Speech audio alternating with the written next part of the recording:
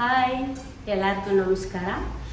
ಈ ವಿಡಿಯೋ ಮಾಡ್ತಾರೋ ಕಾರಣ ಬಂದು ಲೈಫಲ್ಲಿ ಏನಾರ ಮುಂದೆ ಹೋಗಬೇಕು ಅಂದರೆ ರಿಸ್ಕ್ ತೊಗೊಳ್ಳೇಬೇಕು.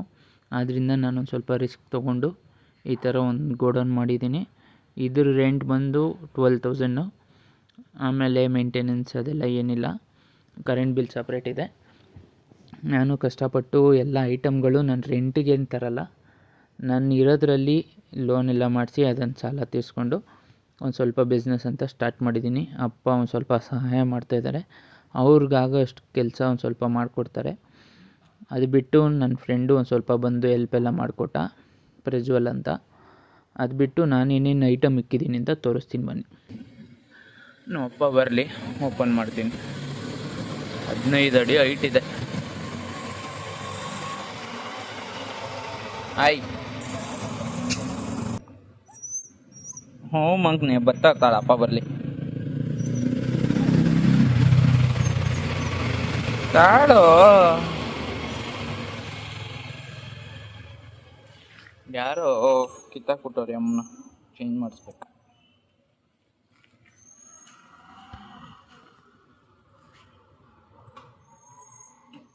ಓನರ್ ಬಂದರು, ನಾನು ಓನರ್ ಅಂದ್ಬಿಟ್ಟೆ. ನೋಡಿ ಇವಾಗ ಓನರ್ ಬಾಗ್ಲು ತೆಗಿತಾರೆ, ಕೀ ಎಲ್ಲ ಅವ್ರದ್ದು ಇನ್ಚಾರ್ಜ್.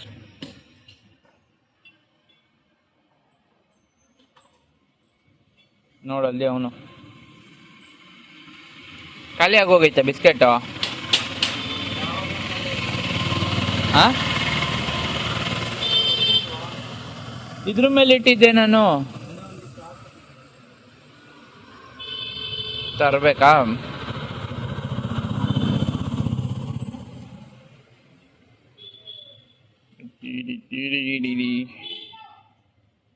ಸೌಂಡ್ ಜಾಸ್ತಿ.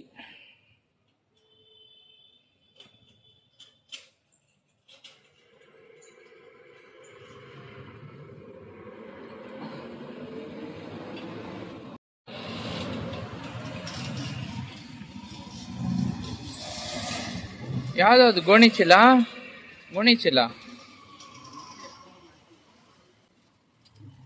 ಓಡಾಡುವುದಕ್ಕೆ ಜಾಗ ಇಲ್ಲ. ಎಲ್ಲ ನೀರು ತೋರ್ತಾ ಇದೆ. ಯಾರು ನಾನೇನಪ್ಪ ನೀರು ತೋರ್ತಾ ಇದ್ದೇನೆ.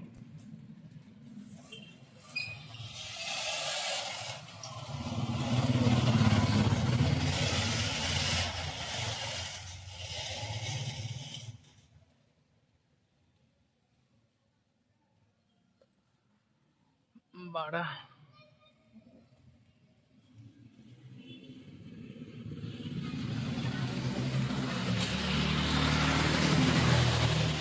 ಹೆಂಗೋಗೋದು ಇದ್ರೊಳಗೆ?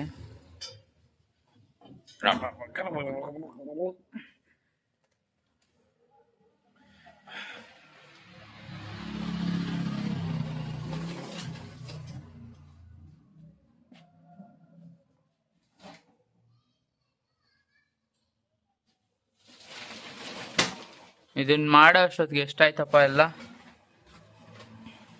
ಹಾಂ,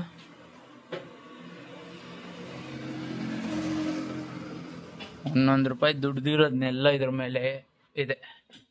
ಇದೇ ನನ್ನ ಆಸ್ತಿ. ದಡ ಬುಡ ಅನ್ನಿಸ್ತಾನೆ ಇರು. ಇಲ್ಲಿ ಏನು ಕೇಳಿಸುತ್ತೆ?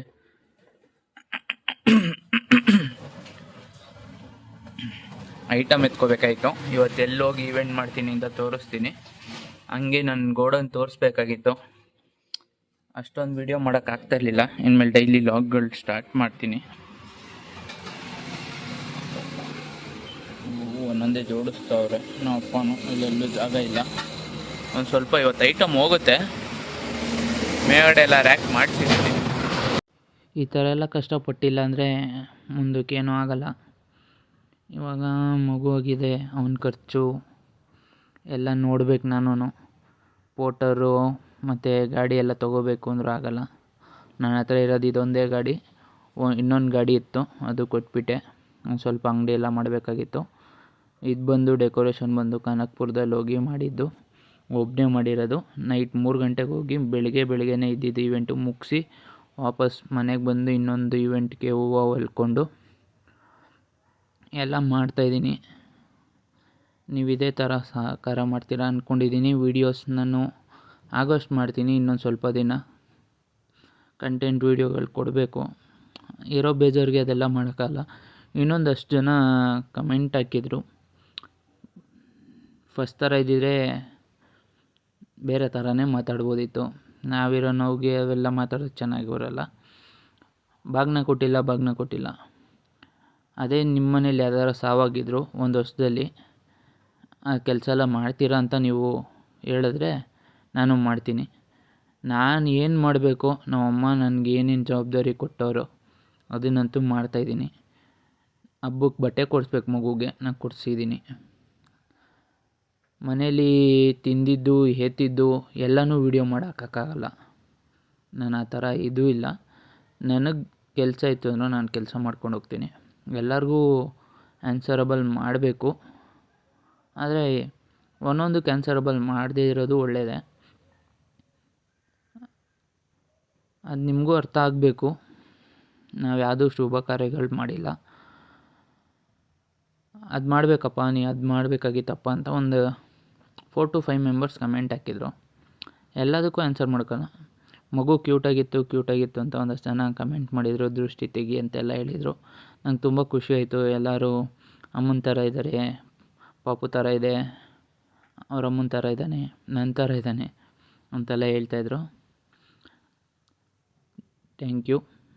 ಅವನು ಒಂದು ಸ್ವಲ್ಪ ದಿನ ವೀಡಿಯೋ ಎಲ್ಲ ಹಾಕ್ತೀನಿ. ಇರೋ ಸಿಚುವೇಷನಲ್ಲಿ ನಂದು ಏನೇನು ವೀಡಿಯೋ ಮಾಡೋಕ್ಕಾಗುತ್ತೋ ಎಲ್ಲ ಮಾಡ್ತೀನಿ. ನಾವು ಆಲ್ಮೋಸ್ಟ್ ಯಾವುದೂ ಐಟಮ್ ಇಟ್ಕೊಂಡಿಲ್ಲ, ಟ್ರೈಪೋಡೆಲ್ಲ ಏನೂ ಇರಲಿಲ್ಲ. ಒಂದು ಸ್ವಲ್ಪ ಅಡ್ಜಸ್ಟ್ ಮಾಡ್ತಾಯಿದ್ದೀನಿ ಎಲ್ಲನೂ. ಇವಾಗ ಅಂಗಡಿ ಮಾಡಿ ಒಂದು ಸ್ವಲ್ಪ ಲೋನ್ ಎಲ್ಲ ತೊಗೊಂಡಿದ್ದೀನಿ. ಆದ್ದರಿಂದ ಒಂದು ಸ್ವಲ್ಪ ನಾನು ತುಂಬ ಕೆಲಸ ಮಾಡಬೇಕು. ಆದ್ದರಿಂದ ಬೆಳಿಗ್ಗೆ ನೈಟು ಎಲ್ಲ ಮಾಡ್ತಾಯಿದ್ದೀನಿ. ನನಗೂ ಆರೋಗ್ಯ ಒಂಚೂರು ಪ್ರಾಬ್ಲಮ್ ಇದೆ.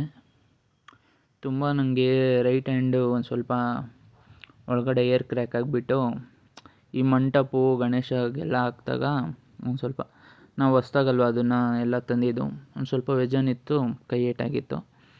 ಆದ್ದರಿಂದ ನಾನು ಜಾಸ್ತಿ ಇದು ಮಾಡ್ತಾಯಿಲ್ಲ. ಇನ್ನು ಅದೆಲ್ಲ ಒಂದು ಸ್ವಲ್ಪ ಪರವಾಗಿಲ್ಲ. ನಾವೇ ಹಾರ ಎಲ್ಲ ಮಾಡೋಕ್ಕೆ ಹುಡುಗರನ್ನೆಲ್ಲ ಇಟ್ಕೊಂಡಿದ್ದೀನಿ. ಹಿಂದಿ ಹುಡುಗರು ಬರ್ತಾಯಿದ್ದಾರೆ. ಎಂತಕ್ಕಂದರೆ ನಮ್ಮವ್ರನ್ನ ಕರೆದಿರ್ತೀವಿ, ಅವರು ಏನಾರು ಕೆಲಸ ಇತ್ತು ಅಂದರೆ ಬರಲ್ಲ. ನಾನು ಒಂದಷ್ಟು ಜನನ ಹೇಳಿದೆ, ನಾನು ಆನ್ಲೈನಲ್ಲಿ ಹಾಕಿದೆ, ಯಾರು ಕಲಿಬೇಕು ಅಂತ ಇಂಟ್ರೆಸ್ಟ್ ಇರೋರು, ಕೆಲಸ ಮಾಡೋರು ನನ್ನನ್ನು ಕಾಂಟ್ಯಾಕ್ಟ್ ಮಾಡಿ ನಾನು ಸೇರಿಸ್ಕೋತೀನಿ ಅಂತ. ಅದು ಎಷ್ಟೊಂದು ಸತಿ ಹೇಳಿ ಸಾಕಾಗಿ ಇವಾಗ ಆ ಥರ ಯಾರನ್ನೂ ಸೇರಿಸ್ಕೊತಲ್ಲ. ನಾನು ನನ್ನ ಫ್ರೆಂಡ್ ಒಬ್ಬ ಇದ್ದಾನೆ, ಅವನೊಬ್ಬ ಬರ್ತಾನೆ.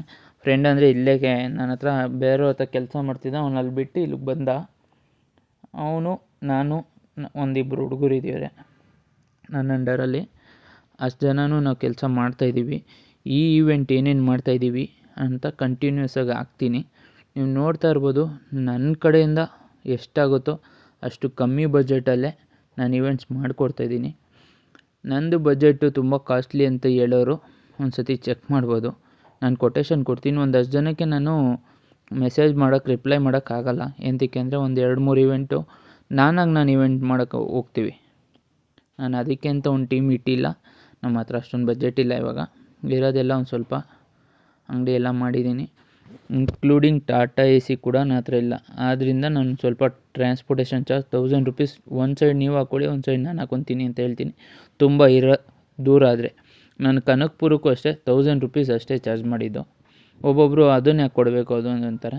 ನಾನು ಪೆಟ್ರೋಲ್ ಎಕ್ಸ್ಪೆನ್ಸಿವ್ಗಾರ ಕೊಟ್ಟರೆ ನಾವು ಬರೋದು ಹೋಗೋದು ಎಲ್ಲದಕ್ಕೂ ಎಕ್ಸ್ಪೆನ್ಸಿವ್ ಆಗುತ್ತೆ ಒಂದು ಸ್ವಲ್ಪ. ಈ ಇವೆಂಟಲ್ಲಿ ನಂದು ಎಲ್ಲ ಪ್ಲೇಟ್ ಡೆಕೋರ್ ಎಲ್ಲ ಫ್ರೀ ಆಫ್ ಕಾಸ್ಟಲ್ಲಿ ಕೊಡ್ತಾಯಿದ್ದೀನಿ. ಒಬ್ಬೊಬ್ಬರು ಕಾಸು ಕೊಟ್ಟು ಪ್ಲೇಟ್ ಡೆಕೋರ್ ಮಾಡಿಸ್ಕೊತಾ ಇದ್ದಾರೆ. ಅದು ಅವ್ರವ್ರಿಗೆ ಬಿಟ್ಟಿದ್ದು. ನನ್ನ ಕಡೆಯಿಂದ ನನ್ನ ಡೆಕೋರೇಷನ್ ಹೆಂಗೆ ಬರುತ್ತೆ ಅಂತ ನೀವು ಒಂದು ಕಮೆಂಟ್ ಹಾಕಿ. ಈ ವಿಡಿಯೋ ಇಷ್ಟ ಆಗಿದ್ರೆ ಲೈಕ್ ಮಾಡಿ. ನೆಕ್ಸ್ಟ್ ವೀಡಿಯೋದಲ್ಲಿ ನನ್ನ ಮಗನ ತೋರಿಸ್ತೀನಿ. ಬಾಯ್.